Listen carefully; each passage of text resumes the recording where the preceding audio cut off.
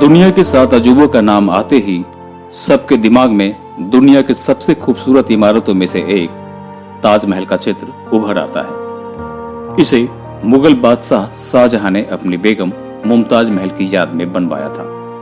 शायद इसी कारण आज इसे पूरी दुनिया में प्रेमी जोड़े द्वारा प्रेम की अद्भुत मिसाल के तौर पर देखा जाता है।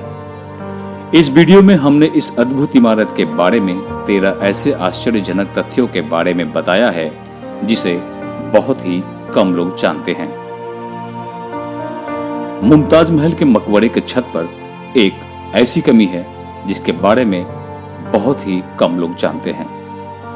हालांकि इसके पीछे कई तरह की कहानियां प्रसिद्ध हैं, जबकि सच्चाई ये है कि जब शाहजहां ने ताजमहल के पूरा बन जाने के बाद सभी मजदूरों के हाथ काट दिए जाने की घोषणा की ताकि वे कोई और ताजमहल न बना सके, तो मजदूरों ने इस इमारत में एक कमी छोड़ दी जिससे कि शाहजहां से बदला लिया जा सके और यह इमारत ज्यादा दिन तक न टिक सके। इसी कमी के कारण आज भी मुमताज महल का मकबरा नमी से ग्रसित रहता है।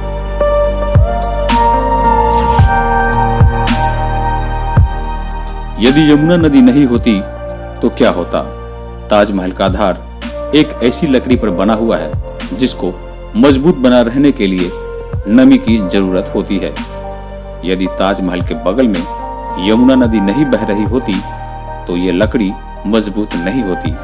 आपको बता दे कि ये लकड़ी नदी के पानी से नमी सोखती है, इसलिए यदि यमुना नदी नहीं होती तो अब तक ताजमहल गिर गया होता।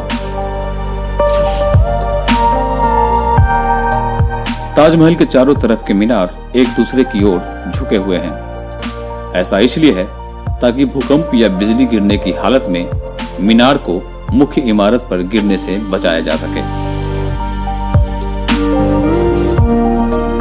कुतुब मीनार से भी लंबा है ताजमहल। वैसे तो कुतुब मीनार को भारत के सबसे लंबे मीनार के तौर पर जाना जाता है, जिसकी ऊंचाई 239 फीट है, यानी तकरीबन 72.8 मीटर।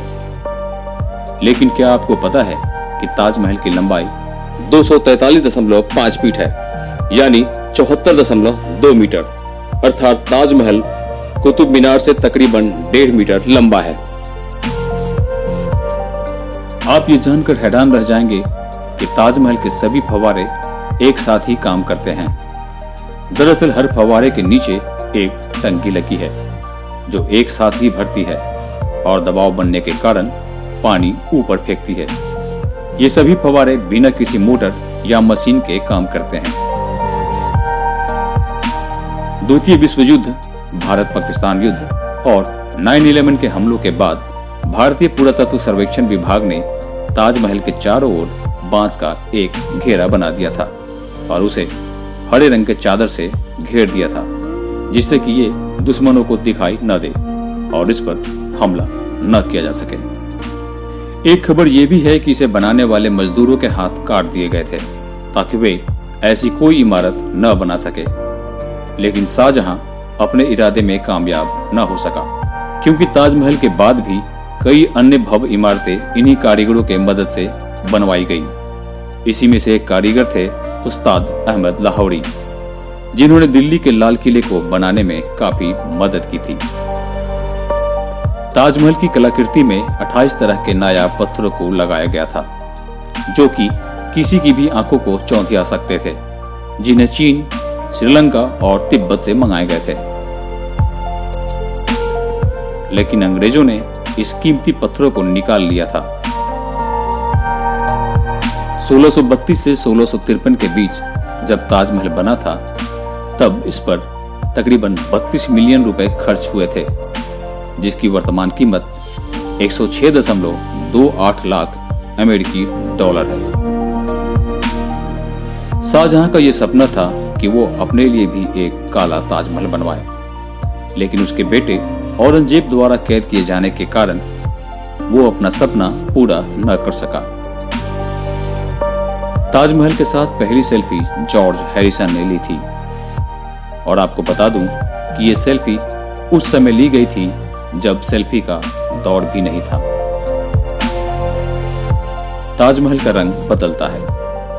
दिन के अलग अलग समय के हिसाब से इसका रंग बदलता है। सुबह के समय यह गुलाबी दिखता है, शाम के समय दूधिया सफेद और चांदनी रात में सुनहरा दिखाई देता है।